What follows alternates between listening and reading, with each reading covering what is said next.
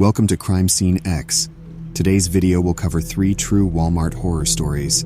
If you enjoyed today's video, leave a like, share it with a friend, comment what you think, and subscribe for daily uploads.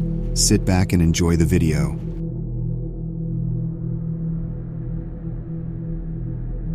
The fluorescent lights buzzed overhead as I pushed my cart through the seemingly endless aisles of Walmart. It was late, around midnight, and the store was practically deserted. I had decided to take advantage of the 24-hour service to avoid the crowds. But now, with the empty stillness enveloping me, I almost wished for a few more human beings around. I had a list, but I kept getting distracted. My eyes flitted from discounted electronics to new releases in the book section. Before I knew it, I had been in there for nearly an hour. When I finally focused and began to make my way to the grocery section, I realized something unsettling. It was too quiet. I felt an itch at the back of my neck, like I was being watched. I glanced around, my eyes scanning the empty aisles. Nothing. I shook my head, annoyed at myself for being so jumpy. Then I heard it, a soft scuffing noise, like the sound of a shoe dragging across the floor. It was coming from a few aisles over. I froze, straining my ears. The sound stopped, replaced by the soft rustling of what sounded like clothing. Logic fought with instinct. It was probably just a night shift worker stocking shelves, or maybe another late-night shopper like me. But somehow, deep down, I knew it was neither of those things. My cart suddenly felt like a burden, so I left it behind, gripping my keys tightly as I cautiously moved toward the sound. As I rounded the corner of the aisle, my eyes fell on a figure at the other end. It was a man, dressed in torn, dirty clothes, looking completely out of place. He was bent over, his back to me, rummaging through a lower shelf as though he was searching for something specific. I felt relieved for a moment, ready to chalk it up to a homeless man finding a way to get by. Until he straightened up. He was holding a knife, a small, shiny kitchen knife that glinted under the harsh fluorescent lights. My heart pounded as he turned toward me. Our eyes met, and the look in his was chilling, cold, predatory, and devoid of emotion. In that instant, it was as though time slowed down. My survival instincts kicked in, and I turned and bolted, my legs pumping as fast as they could. I heard footsteps, a frenzied, rapid thumping of shoes on tile, echoing behind me. I didn't dare look back, didn't dare hesitate as I ran past my abandoned cart and made a beeline for the exit. I burst through the sliding doors, out into the parking lot. I clicked the unlock button on my key fob, almost tripping in my haste. Just as I reached my car, I glanced back. The man was there, standing just beyond the sliding doors, his eyes locked onto mine. He didn't come any closer, just stood there holding the knife, watching me as though committing my face to memory. I jumped into my car, locked the doors, and sped out of the parking lot, my heart still racing. As I drove away, I looked back one last time. He was gone.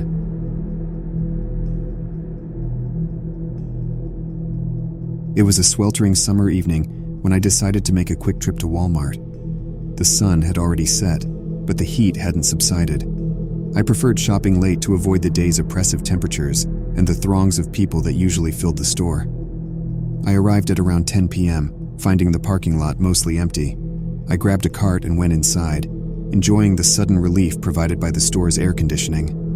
The list was simple: toiletries, some groceries, maybe a new DVD for a night in. I moved through the aisles, ticking items off my list one by one.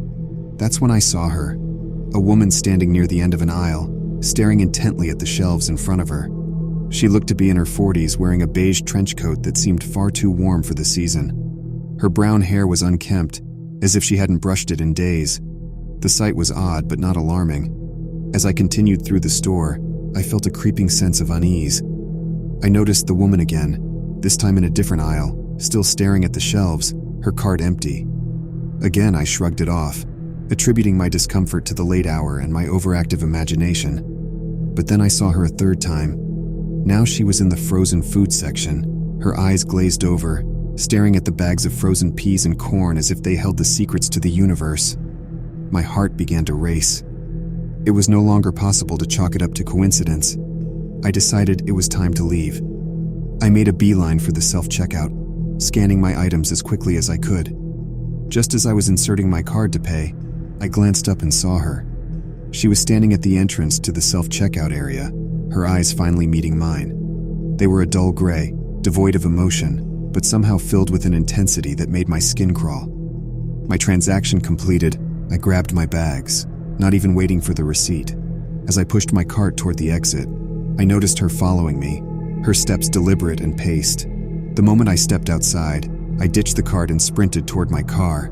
I fumbled with my keys, my hands shaking as I unlocked the car and threw myself inside, locking the doors immediately. My heart nearly stopped when I looked up and saw her standing just a few feet from the car, her face expressionless. She reached into her trench coat and pulled out a piece of paper, holding it against my window. It was a drawing, a disturbingly detailed sketch of me, my face, my posture, even the clothes I was wearing that night. I was paralyzed with fear, staring at the image that was so unmistakably me.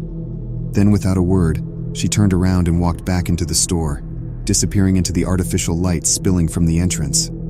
I drove home as fast as I could, my hands gripping the wheel so tightly they hurt. It's been months, and I still can't shake the fear that one day I'll run into her again.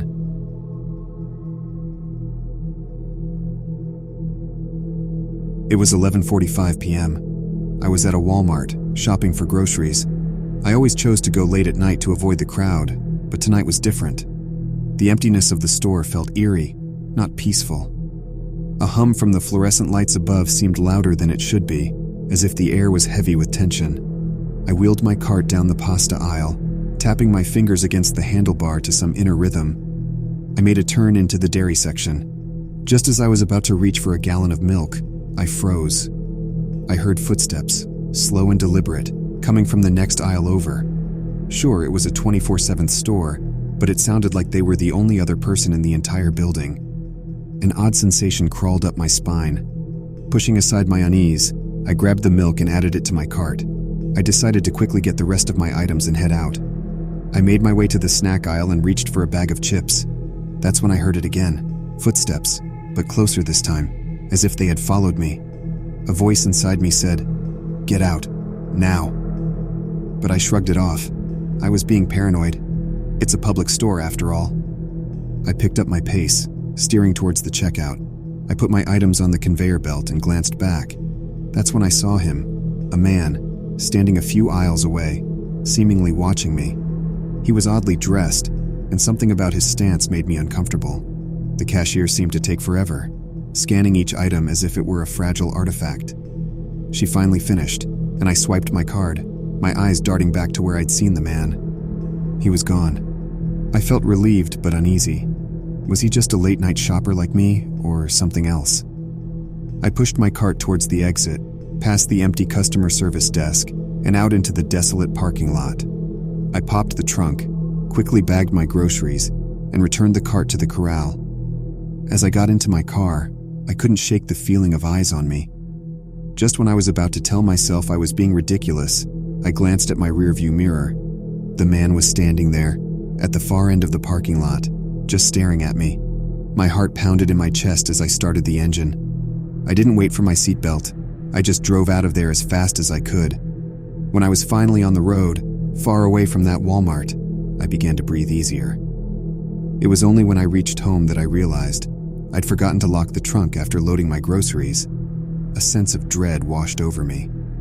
My hands trembling, I got out of the car and cautiously checked. The trunk was empty. All my groceries were gone. But that wasn't what terrified me the most. Inside the trunk lay a folded piece of paper. I opened it, my hands shaking. It read, "I was closer than you thought." Thanks for watching. If you haven't already, please like the video, comment what you thought, and subscribe for daily uploads.